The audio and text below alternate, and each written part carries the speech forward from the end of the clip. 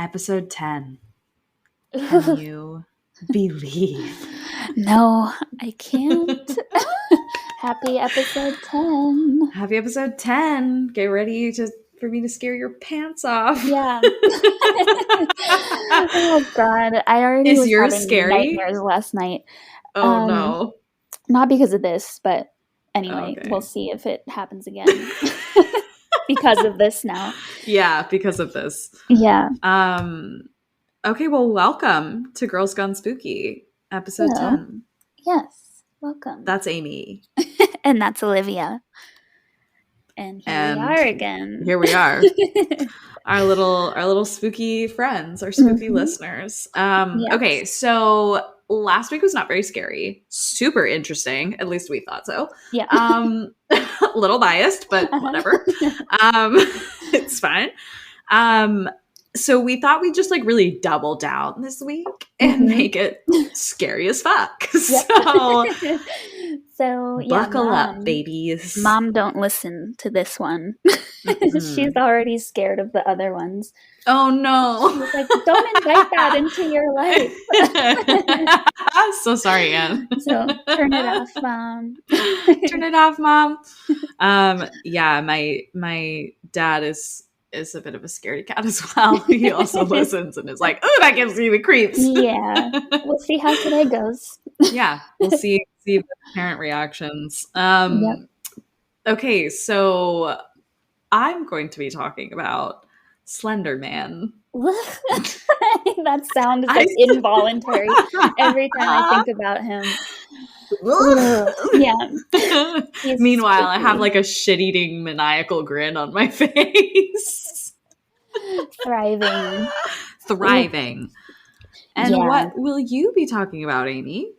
I will be talking about exorcisms. Another cheerful topic. Love that for us. Love that for us. Yeah. So, okay. Did you go first last time? I did. Okay. Your turn. I never remember. Okay, my turn. Okay, so oh God. I don't know why I'm so excited. I was just so hyped doing the research for this. And it's just really fascinating, and you'll see why. Okay. And there's obviously a scary component too. Okay, so from the top, Slender Man is known as a mythical creature, often depicted as a tall, thin figure wearing a black suit with a blank face. In the mythology, he can stretch or shorten his arms at will and has tentacle-like appendages protruding from his back. Ew. Yikes. No, thank you. Yep. Representations of Slender Man can be seen in many guises. On the Etsy site, for example, people sell key rings, bracelets, stuffed toys. No. What a nice gift. Why? I'm going to send you one of those for your next birthday. No, thank you. Just kidding. Just kidding. No, I won't. Definitely inviting things into your life. Yeah, seriously, to have it sitting or to have it sitting on your bed, no. So he's all over the internet. On Flickr and Instagram, you can find him, in dressed to the nines in a tux. You can find him in a Lego tableau. He's everywhere. People have gone full fan fiction on this creature. Yeah. Hundreds of thousands of clicks on YouTube videos. He crops up in blogs, graphic art, fan fiction, like I said. All of the depictions, though, riff off of the central characteristics, which are black suit, blank face, and thinness. He's very thin. He's very tall, lanky boy. My type. What is wrong with me?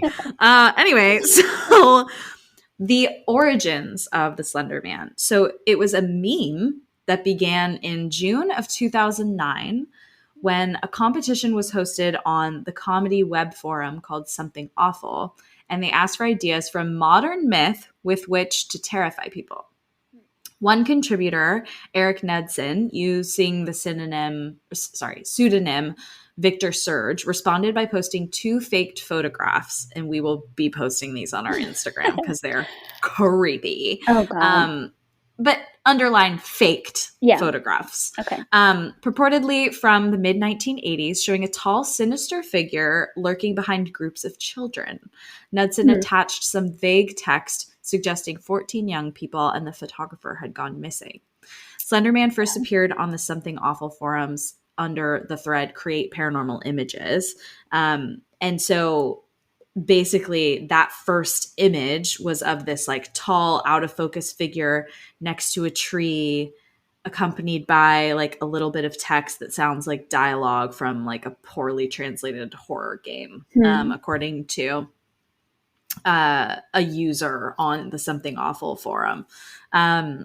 So going back to Knudsen's contributions, so he created this basically. Like he was like, here you go, nightmare fuel. Yeah. Created it. And he put these photos up, and one of two, he listed them as like, oh, this is one of two recovered photographs from the Sterling City Library blaze. That's a mouthful. Sterling City Library blaze. Notable for being taken the day on which 14 children vanished and for what is referred to as the Slender Man. Deformities cited as film defects by officials, meaning like because he's all blurred and creepy looking behind the kids, like standing by this tree. Officials say, oh, it's just defects in the film. Fire at the library occurred 1 week later. Actual photograph was confiscated as evidence. And then it's marked 1986, photographer Mary Thomas, missing since June 13th, 1986. Whoa. Yeah. So other posters have added, posters meaning like people on the site have added their own interpretations of this like original material. They created a backstory which stretches out to 16th century Germany. For some people, for others, it goes even back to like 5000 BC. The creator, Eric Knudsen, but on the site goes by Victor Surge, added a few more photos while other visitors created their own. One particularly clever image is a modified woodcut. In the original, a skeleton takes a child from its parents, perhaps into death.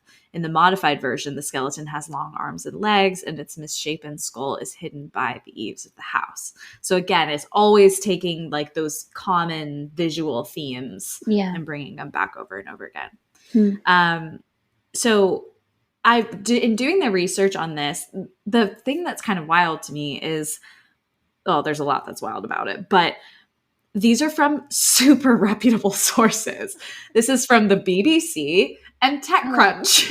Wow. So it's like, a lot of like legitimate publications have covered this craze, and I'm going to get to theories about like what exactly, like what is happening.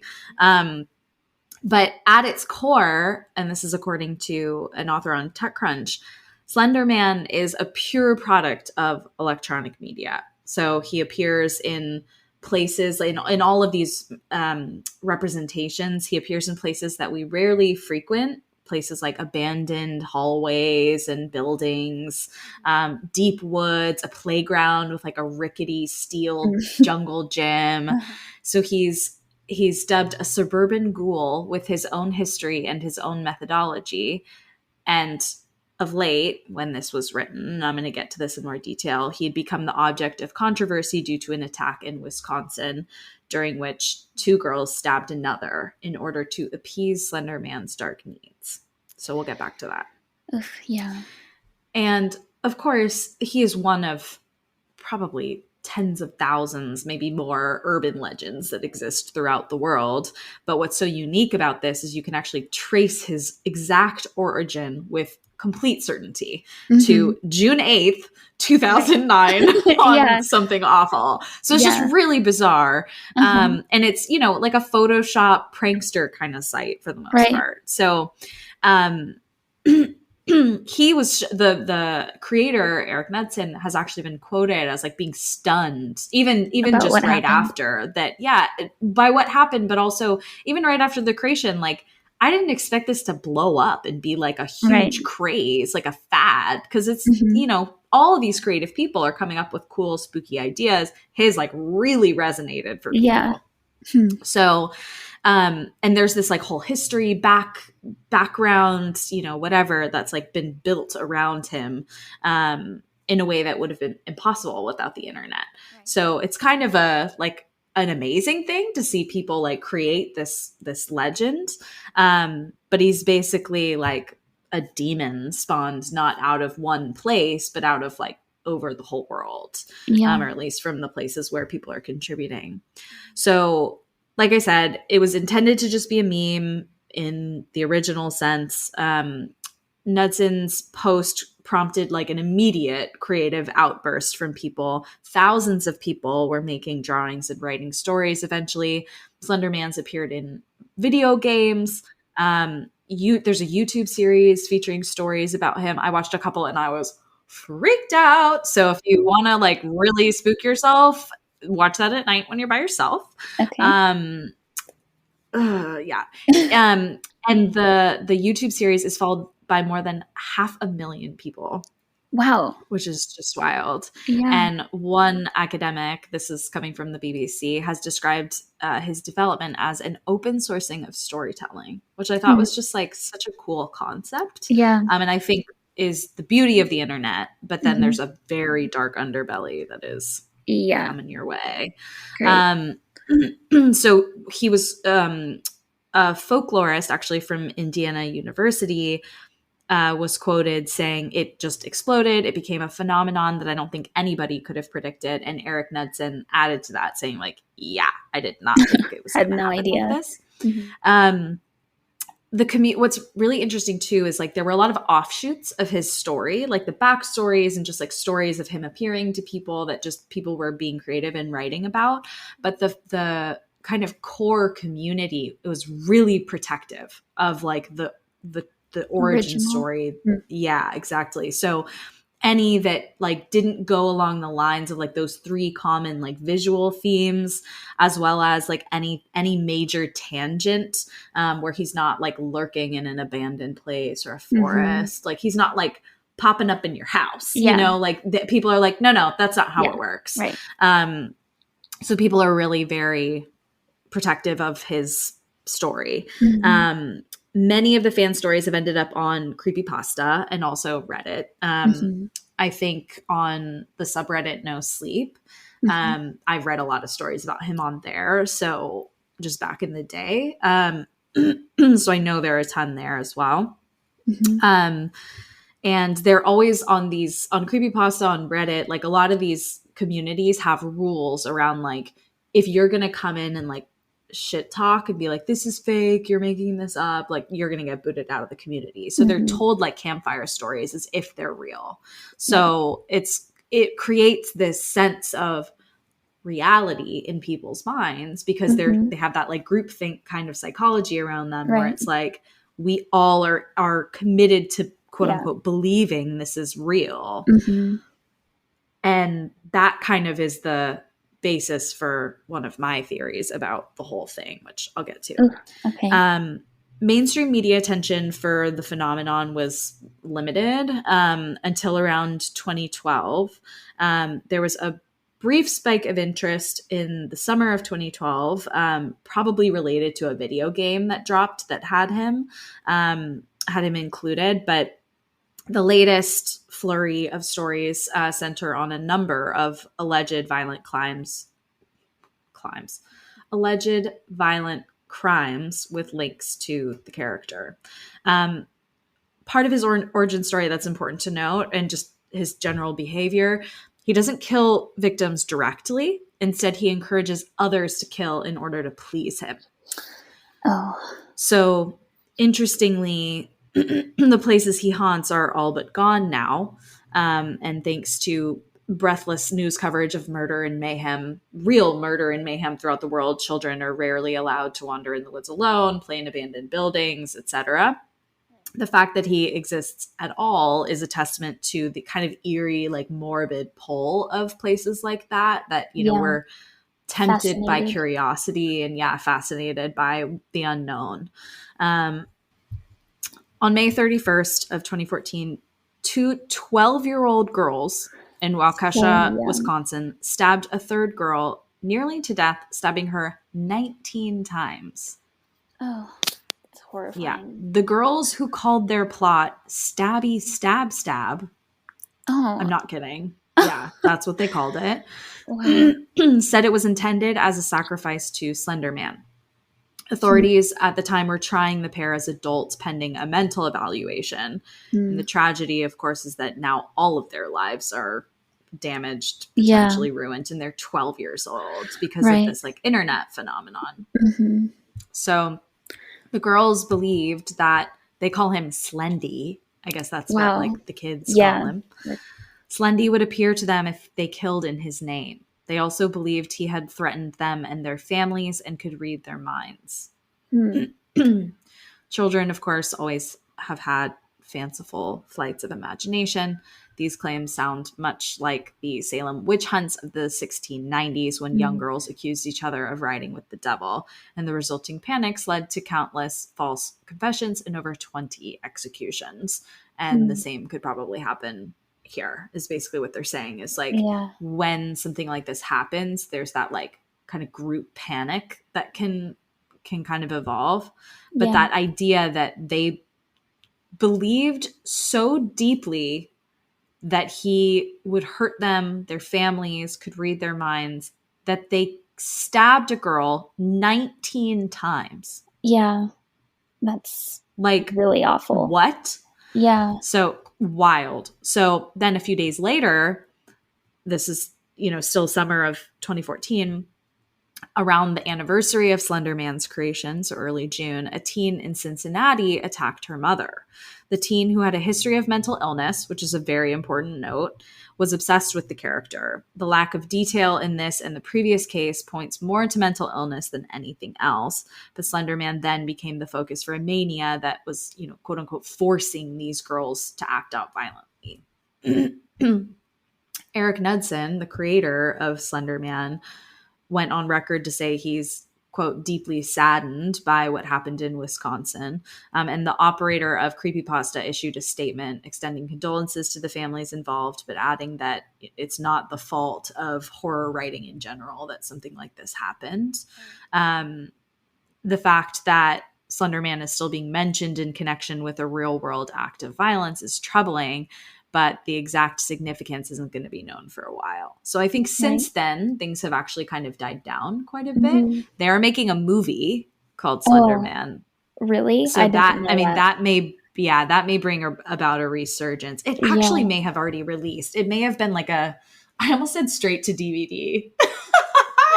As if people watch DVDs. That's crazy, isn't it? Yeah, people don't even watch DVDs anymore. I know. I remember our first DVD. Like it was yesterday.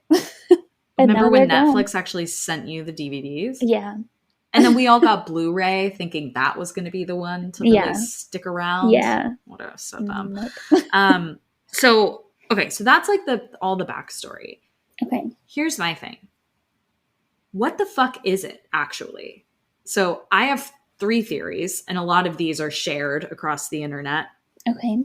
One, is this the impact, like the dark underbelly of the internet, especially on the youth, right? Like, this is like very creative place. It's like cool that you like, if people have these interests, excellent.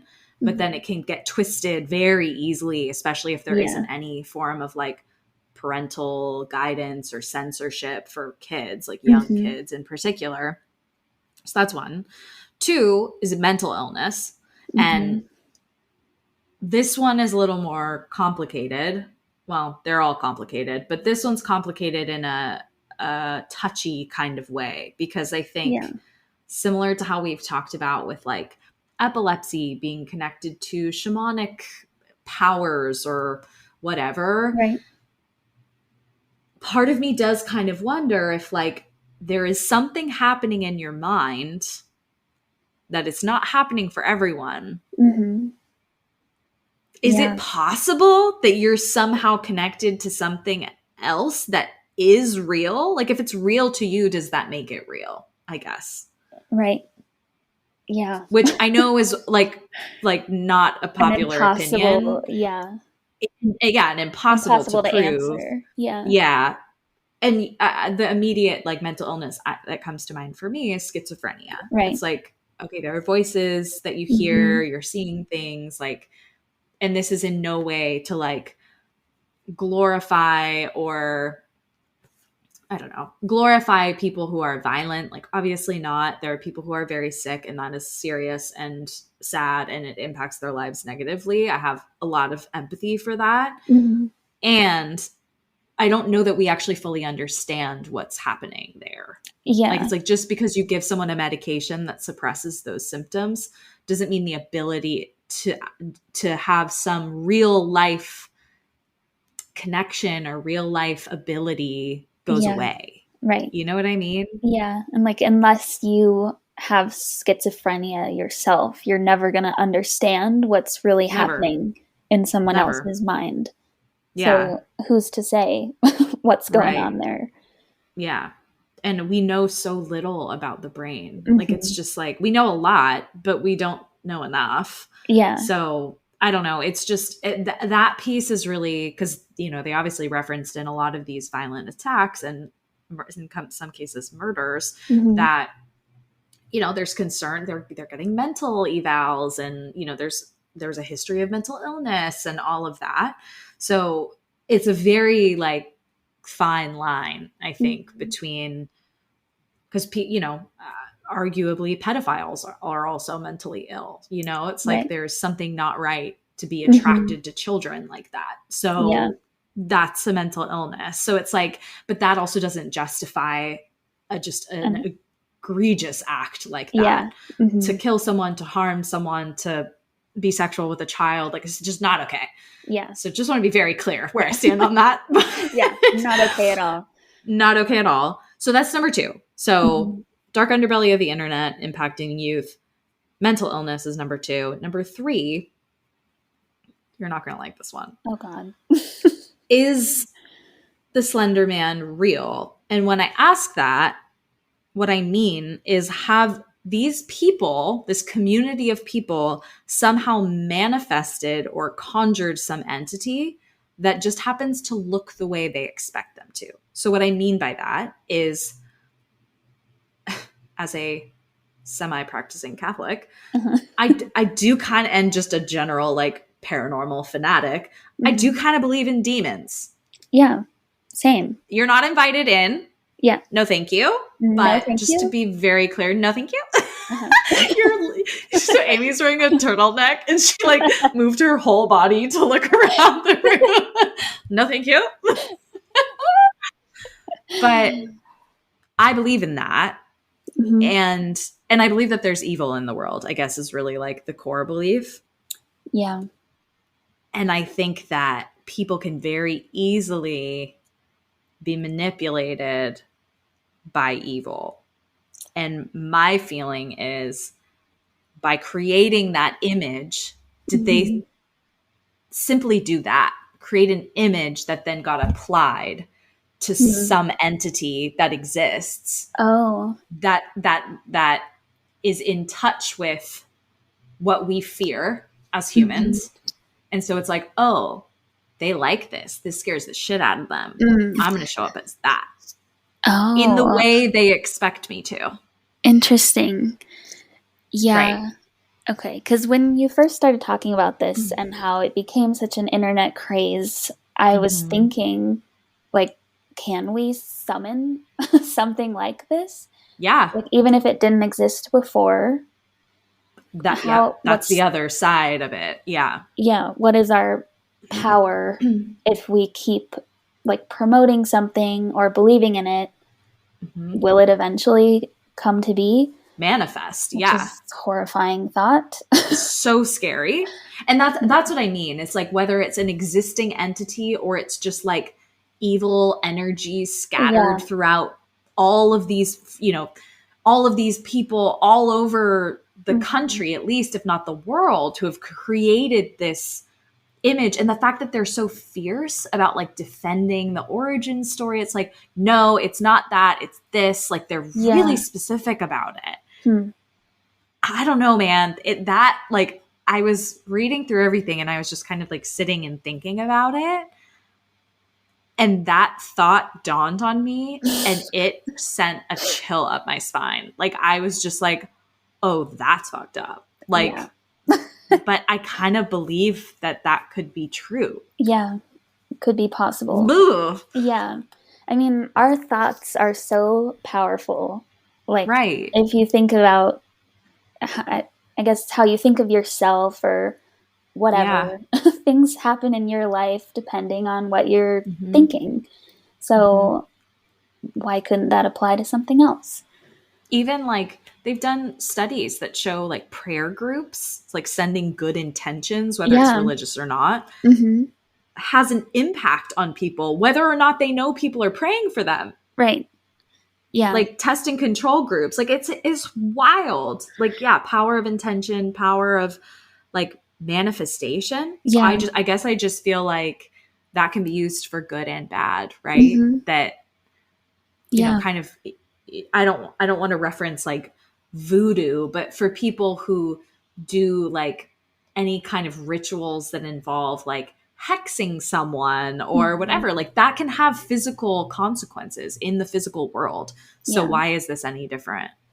Right. So don't go in the woods. Or just don't allow him to come in, I guess. Yeah.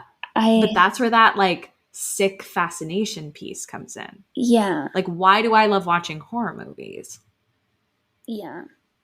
I'm literally creating an experience that is physically and emotionally uncomfortable, and I live for it. Like, I guess it's an adrenaline thing, but I don't know, man. I just think like as long as humans are on this planet, we're gonna be interested in some fucked up stuff. Oh yeah, yeah. Because we all we want to think about how is this? Yeah, outside of our lives. Yeah, and how is this any different from like conjuring a demon? You know what I mean? Like, I know that sounds very like Hollywood, but you know, like that's kind of the whole thing. Like doing animal sacrifices to a god or a demon or the devil or whatever. It's like, isn't that all kind of the same thing? Yeah. Right. I don't know, dude.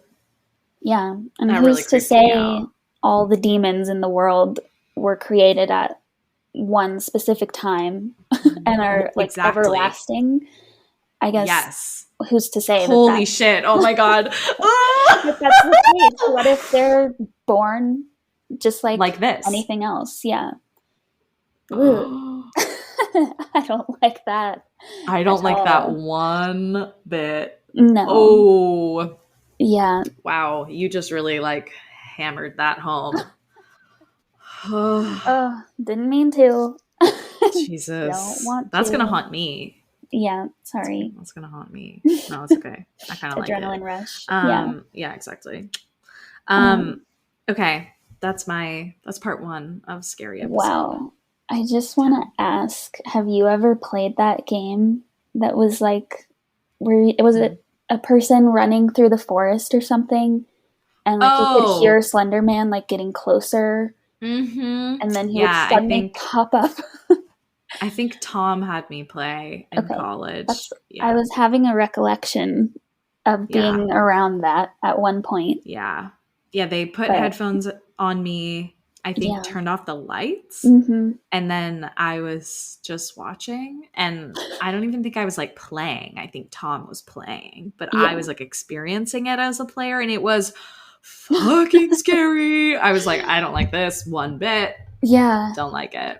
Oh, yeah, you hear this like kind of sound in the background, like he's getting close. Rustling. And then you're just like running from him. It's like that's the object of the game. It's like you walk up to these like pieces of paper like nailed onto trees. I don't even remember the premise of the whole thing, but I was like, don't like that. Yeah. And I think you always get caught. I don't know because I never. Because otherwise, how do you win? Yeah.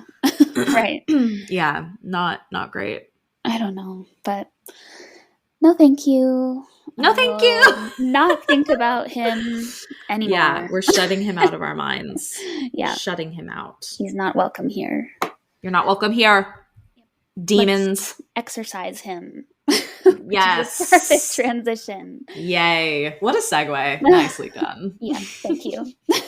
So, yeah, let's talk about exorcisms. And not to say that this is not creepy, because it is, but I guess it's how you get rid of demons. So, a little bit better way to follow up a Slender Man conversation. Here's a solution. Listen, we're solutions oriented. Exactly.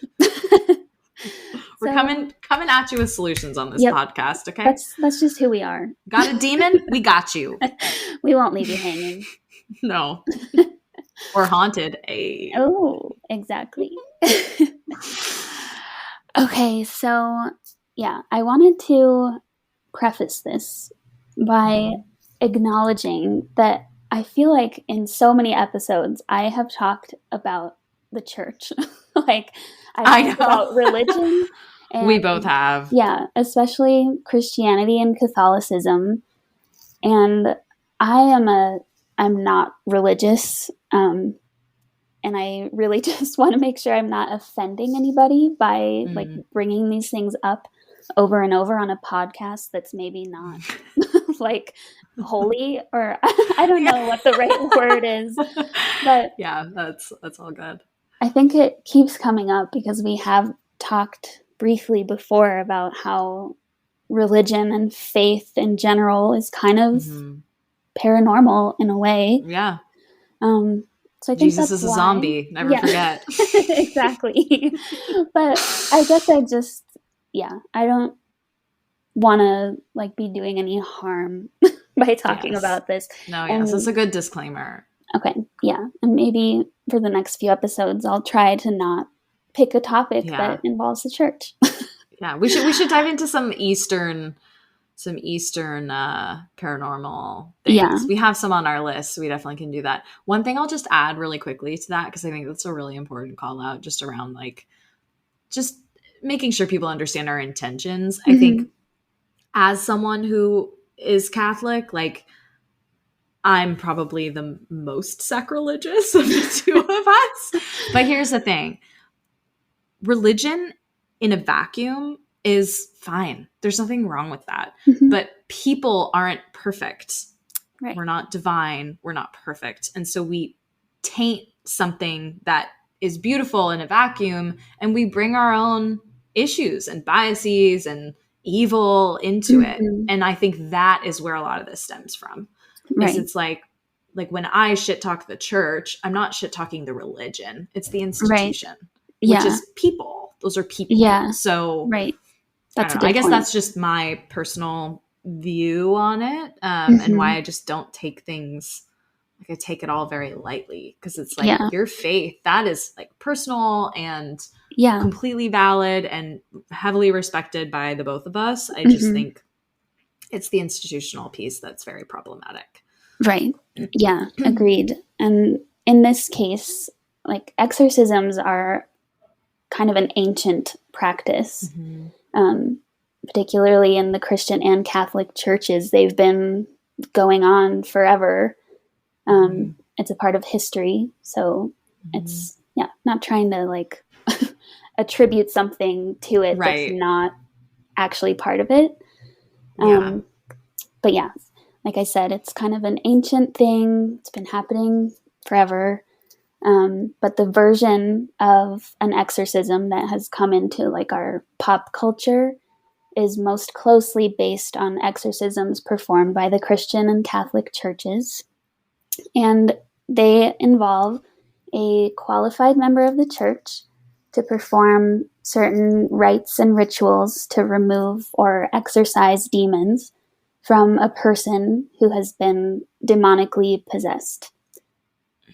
And they are able to do this by invoking the authority of the Father, the Son, and the Holy Spirit. That's Christianity, or Jesus Christ in Catholicism. And in these cases, the demons that are possessing the person are believed to have a strong aversion to anything religious, which is why invoking Jesus or another entity, I suppose, can drive the demons away from the person who is possessed. Okay.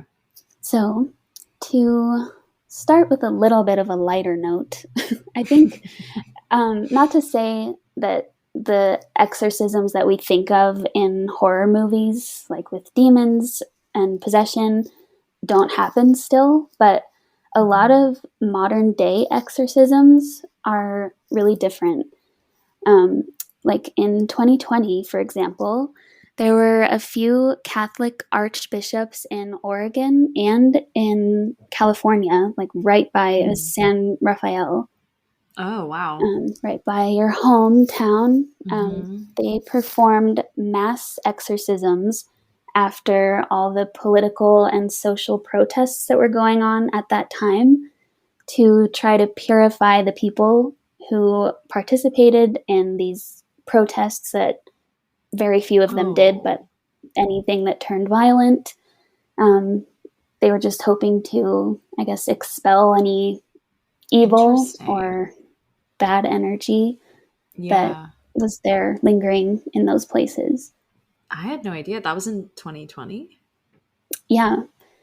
Yeah. Wow. That's kind of like woo-woo for the Catholic Church. I know. And yeah, even more in Mexico, they did something similar, but they did an exorcism for the entire country, which... What? The article that I read... It took a lot of manpower, eh? I know. It must. And I couldn't find anything about what they actually did, other than, like, I don't know, some people performed this ritual with the intention of cleansing the whole country. But I don't know. That was interesting. And then there's a professor at Virginia Commonwealth University. He's a religious studies professor, and his name is Andrew Chestnut. Oh, what a cute name. I know. Mr. Adorable. Chestnut. Yeah, Professor Chestnut. And he talked about how some exorcists offer their services over the phone now. So, what? Yeah. You're like, hey, got a demon. Can you help me? Right. But I think that's the thing with these modern ones, is that it's less about an individual person who's been possessed by a specific demon who's like within their body, and more like just a cleansing ritual in people or places that experience violence or dark things. So, I mean, some people have priests come and bless their home when they buy new homes and stuff. I mean, that's actually really interesting. I never really thought of those things as being connected, but they are. And it's almost like, you know, if you have this feeling like, oh, there's just been bad energy or whatever, that, you know, the placebo effect thing is probably like a huge component of that. Like there's I don't want to say false sense of safety, because if you believe it to be safe, that makes it safe. Again, with like the manifestation thing. So that's really interesting. Yeah. I think just reading that, it's made me realize that the definition of exorcism is much wider than I thought. Yeah. Yeah, like it covers blessing homes, just trying to, I guess, remove evil or bad things from a space or a person. But we're going to talk about the scary ones because that's what we like. So I'm going to talk about 3 different instances of exorcisms that have been documented through first-person accounts in journals that people wrote, things like that. So the first one took place in 1928 in Earling, Iowa. And this was a woman named Emma Schmidt. And she went through a 23-day exorcism with the help of people from the convent of the Franciscan Sisters. Dude, yikes. Yeah. That's 23 days. Long. I know. It's miserable. No, thank you. Yeah. I'll take the demon. Just kidding. I won't. No. I shouldn't say that. Sorry. That was a joke. Demons, that was a joke. Yeah. It sounded like it was miserable though, so it's a lose-lose situation to pick the demon or the exorcism. But okay. Good point. These accounts are from Reverend Carl Vogel, who wrote his booklet called Begone Satan with an exclamation point. And creative title. Exactly. I love it. Yeah. So Emma Schmidt was born in 1882, and her aunt, Mina, I think is how you pronounce it, was said to be a witch. And they say that she placed a spell on some herbs that she placed in Emma's food. And that made it so that she basically was cursed all her life. Or, like, I guess possessed all her life. Whoa. Yeah. And so Emma was, this is Vogel's perspective. He said she was a God-fearing woman, and she began to experience some very unusual things. And though she wanted to go to church, she felt as though something inside of her was preventing her from going into the church, or like, I guess doing anything religious. It was like she just couldn't bring herself to do it. And she said there were inner voices in her head, like telling her to tear down the very house of God, quote unquote, to shatter her holy water font, and also to attack her spiritual advisor by suffocation.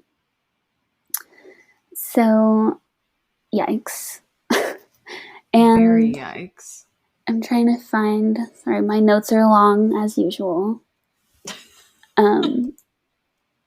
Okay, the evidence of possession that convinced them that she needed an exorcism were that she would phone. Was this convincing the church? Yeah, this was convincing. Okay, sorry to interrupt. No, that's okay. Let's see. I think it's Father Reisinger who actually did the exorcism with her. Okay. So they were seeing that she was foaming at the mouth, making a variety of animal sounds. And when they tried to give her blessed food versus unblessed, she would be like appalled by the blessed food.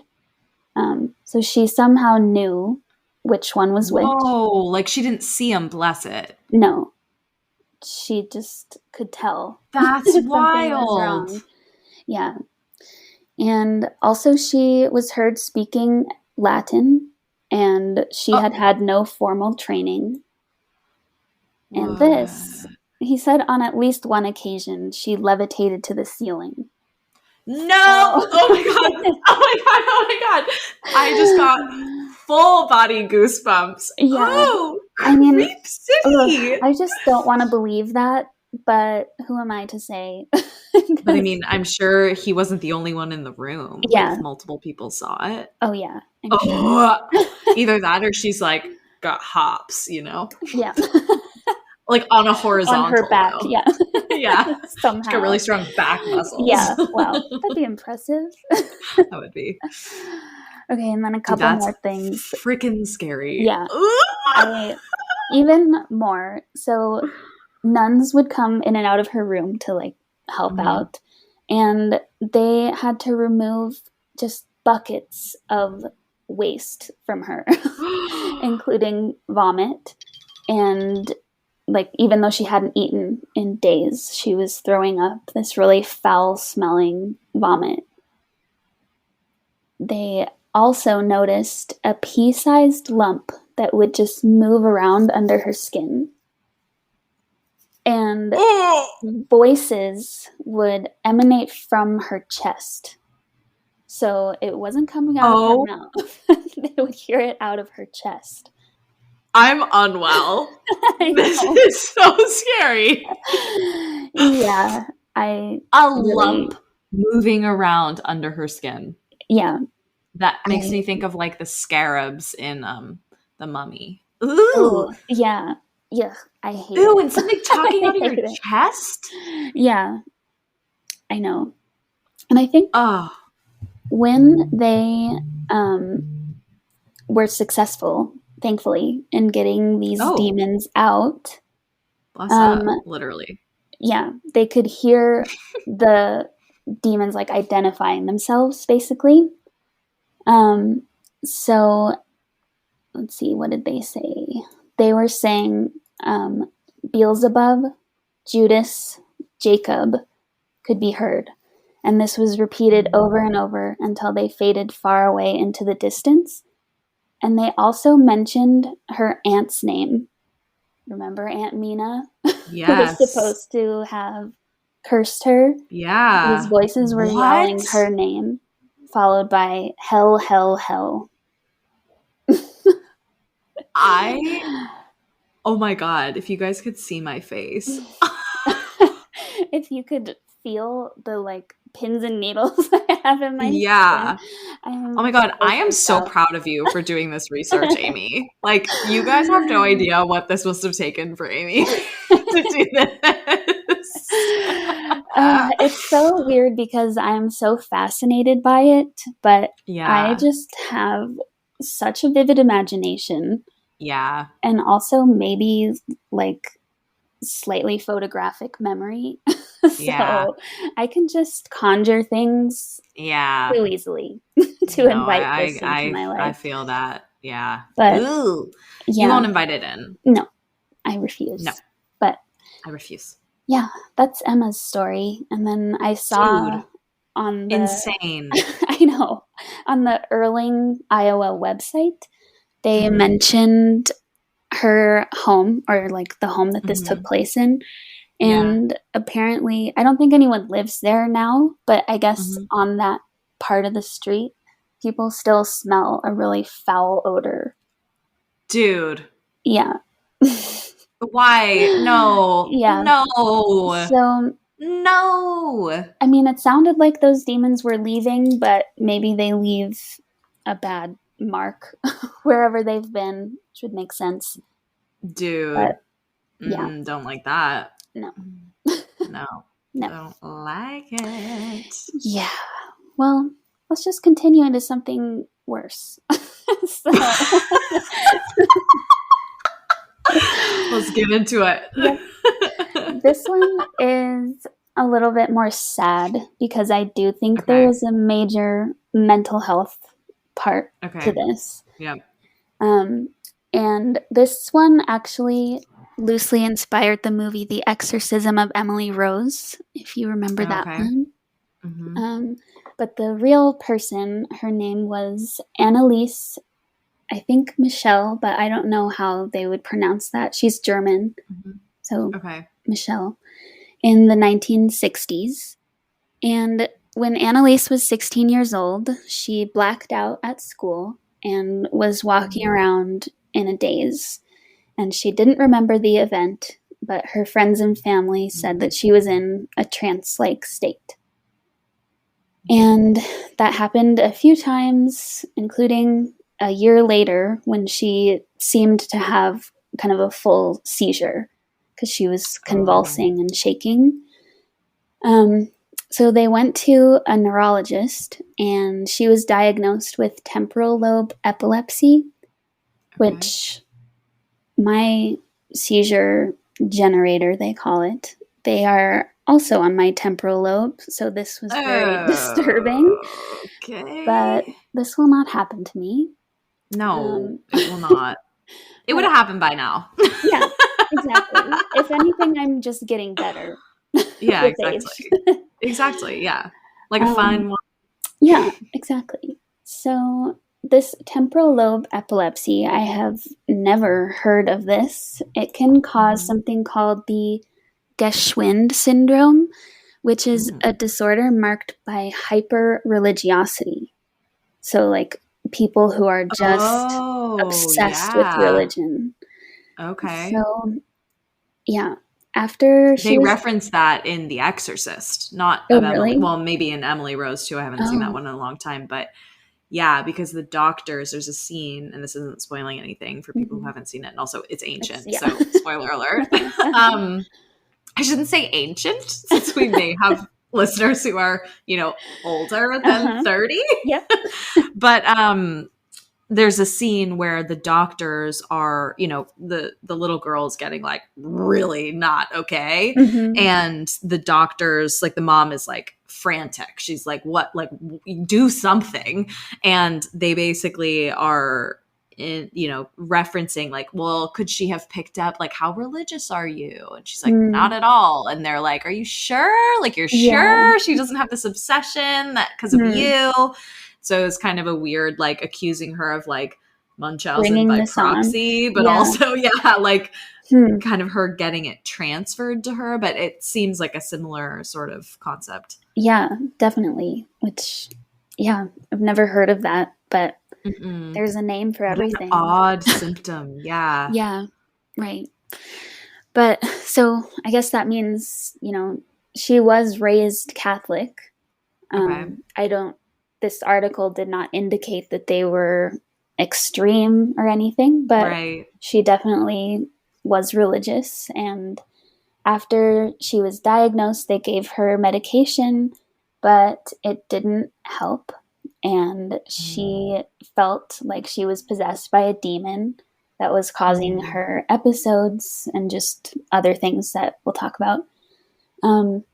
So she wanted to seek help from the church after one specific incident where she heard the demons telling her that she was damned and would rot in hell while she was trying to pray. And she also began to see the face of the devil everywhere she went. Oh. Yeah. So, how did the doctors explain that? It doesn't say, which So they didn't. I assume, yeah, they just were like, take more medicine, which is kind of what Yeah. they've done to me. Not that I've ever Yeah. had this, but that's always the Right. solution. Thank Is goodness. yeah. Just take more medicine, it'll help. Yeah. But yeah, so she kept approaching the church for help because she thought that's what she needed. But they kept denying her, which I think maybe this case might have had something to do with now the Catholic Church actually has like a class that they teach about how to perform exorcisms. Whoa. So now, like, one of the number one rules for anyone who's becoming an exorcist is to always check for mental health stuff or other health related things. Yeah. Because in this case, when someone finally agreed to do an exorcism with her, wow, I just lost my train of thought. When somebody agreed to do an exorcism with her, she was, in a really bad way. And she needed actual medical help. But the church didn't look into it. Yeah, this person who agreed, he didn't care, I guess. He just agreed that it was a demon, possession, whatever. And he stated that she did not look like an epileptic. So that was his reasoning. Because that's something you can tell visually. Yeah, right. But okay, quick interruption here. Is that like, I feel like obviously the seizures, she's diagnosed with epilepsy. So she has epilepsy. Fine. Hearing voices, seeing faces, is that something that can happen with epilepsy? I mean, I don't necessarily expect you to know the answer to that, but that feels more like schizophrenia. Yeah, well, I don't know for sure, but I think anything in your temporal lobe can kind of affect like memory loss, perception and all of that. Yeah, things like that. I think some people do experience hallucinations with that. Ooh, okay. But I don't know that for sure. I'll have to look that up after this. But I mean, who's to say? It could have been something else. This was back in the 60s, so probably wasn't the best. This is all happening in Germany, right? Yes. Yeah. Okay. Yep. So here's another thing that they witnessed her doing. She would rip the clothes off her body, and every day she performed up to 400 squats. And Sorry. I know. I was like, should I talk about that or resist? The urge is too strong, yeah. honestly. Were they like, demons were like, tone that booty, sis. You Like, gotta look better. I don't know. Tighten it up. Okay, sorry. Continue. Oh, maybe we should cut that out. But okay, that's staying in. All right. Well, 400 squats a day. She would crawl under the table and bark like a dog. Ate spiders and coal. Bit the head off of a dead bird and licked her own urine from the floor. Oh no, so, this poor girl. Yeah, she was really suffering. Yeah. And there's actually audio of some of these exorcisms that scared the bejesus out of me. You have to send them to me. Okay, I will. I just had to listen to a little clip because they say that the demons that were in her would communicate from her mouth, like in a very low growl that wasn't like her speaking voice. So, yeah, and you can hear that on the recording. Oh my God. Wow, I really want to listen, and I'm also very scared to listen. Yeah, I will send it to you, but please. It's disturbing, and it's long, so you can just listen to a little piece of it and get creeped out enough. Plenty. All right. Yeah. Love that. Efficiency. Yeah. But this poor girl went through 67 exorcisms at separate occasions. And through all of these, she was also able to reveal who was possessing her. And she named Lucifer, Cain, Judas, Adolf Hitler, and Nero, who I believe was the Roman emperor. Yeah. And he was like kind of a sadist, wasn't he? I think so. So. Okay. How old was she at this time? Do we have a sense of that? Like teens? Let me see. Well, kind of. Yeah, she's in her teens. Okay. Because, I mean, I guess those are all... Because I'm thinking, like, if they were religious at all, then she would know, obviously, Lucifer, Judas, but like, and Hitler. I mean, obviously, you learn about that in school. Yeah. But Nero? Right. It's kind of random. Yeah, I know. But I don't know. I don't know if that, like, matters in either direction, but that just seems like... And all of the other behavior, like... trying to lick her urine and like what? Like how is that possibly related to epilepsy? I know. Yeah. It's if it is just a mental illness, it can't just be epilepsy. There's gotta be something of course. else. Yeah, no. But I mean, no matter what, like poor thing. Right. Yeah, like we already said, they probably just didn't know how to treat anything properly at that time. And also her syndrome of being like hyper religious probably didn't help. Yeah. Because she was seeking this different kind of help and neglecting her medication and other care. Medical needs. Yeah. And actually, this is very tragic. She died from basically from these exorcisms. Because she would refuse to eat during them and she wasn't taking her medication, and she died from malnutrition and dehydration at 23 years old. Oh my God. So she suffered from this for years. Like half her life basically was just hell. Yes. Yeah. Oh my God. Yeah. And actually her parents ended up, and the person who helped conduct the exorcisms, they went to court for her death. But all of them were acquitted. So I don't really know what to make of that. But very sad. Well, I mean, to play no pun intended, devil's advocate, if it was her explicit desire Yeah. to get this kind of, I mean, she has autonomy. Mm-hmm. But at the same time, if she's not in her right mind, then should she have autonomy? Right. Yeah. It's tricky. Yeah. And at that point, she couldn't have seemed to be in her right mind, you know? No. If you're barking like a dog. Yeah. Yeah. Yeah. So. Oh, poor thing. I know. It's very and also sad. And also scary though, because I feel like that's the Mm-hmm. same thing as with the Slender Man thing, not the manifestation piece necessarily, but like, I don't know, that like your brains are just so freaking crazy. It's like Mm-hmm. that you're experiencing it and believing it's real. Yeah. So doesn't that kind of make it real? At least in your universe, in your Mm-hmm. mind? Ooh. Yeah. Oh my God, Yeah. that would just be so terrifying. Mm-hmm. Yeah, I can't imagine. And yeah, we'll never know again what she was seeing that maybe no one else was. So scary. But now the final one.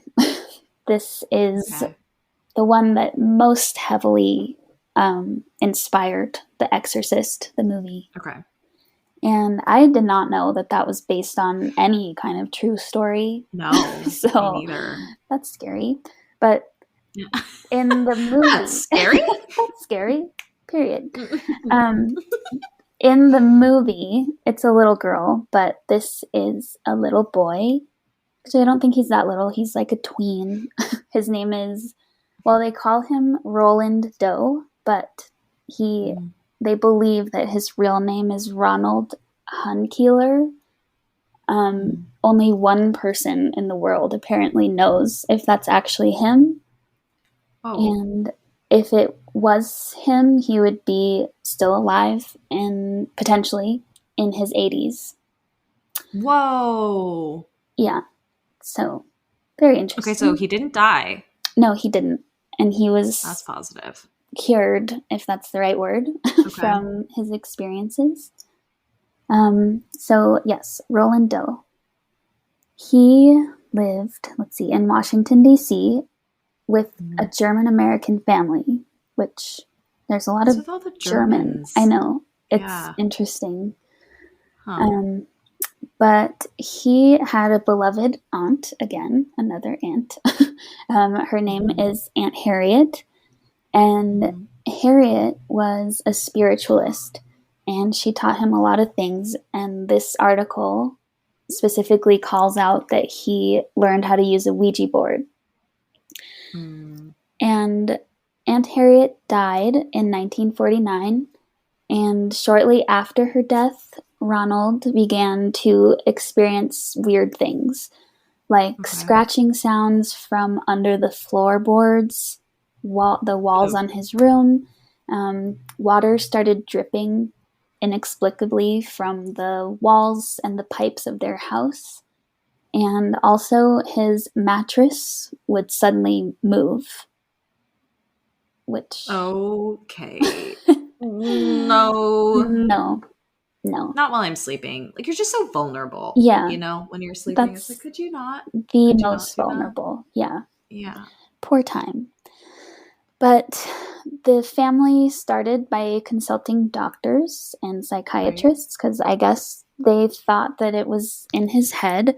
I don't know if water was actually dripping from the walls because that would imply that other people could see it too. But it doesn't specify. But the doctors, psychiatrists didn't know what to do, so they went to their minister, and the minister suggested that they go to the Catholic priest because they were actually members of the Lutheran church. Okay. So they went to a Catholic priest. His name was Father E. Albert Hughes, and he got permission to start the exorcism on Ronald in February of 1949. And for the exorcism, he strapped Ronald to his bed and started doing the recitations. And while it was happening, Ronald was like straining, and he actually ripped parts off of the mattress. So it was like a abnormal What? strength. Oh, Yeah. what? And then he started slashing at the priest. So they stopped the exorcism for that time. Mm-hmm. And a few days later, scratches started appearing on his body. And they said that one of the scratches formed the word Lewis, which Oh. his mother, Ronald's mother, for some reason took that as a sign that they needed to go to St. Louis, where they had relatives, to stay there to save her son. So I'm not sure what that logic is, but Yeah, I'd be like, maybe don't do the thing the demon wants you to do, but yeah, okay. that's true. Each their own. Yeah. Yeah. Yikes. So yeah, I believe they did move to St. Louis, and they had another exorcism performed. They had kind of a similar thing where scratches were appearing on his body and the mattress started moving. So yeah, same thing. And this would all happen at night. So it was like he would wake up and be normal during the day, but then at night he would start having outbursts and like the creepy things would start happening. Oh.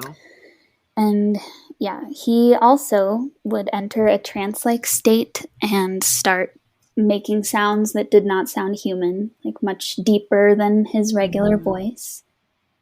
And objects would fly around the room in his presence, and he would react violently when the Jesuits or the priests would bring any sort of sacred object into the room.